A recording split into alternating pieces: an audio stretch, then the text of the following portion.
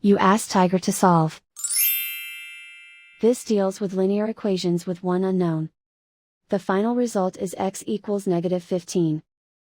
Let's solve it step by step. Isolate the x. Divide both sides by -7. Cancel out the negatives. Simplify the fraction. Move the negative sign from the denominator to the numerator.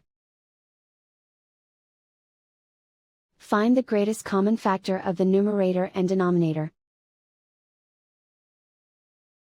Factor out and cancel the greatest common factor. And so the final result is x equals -15.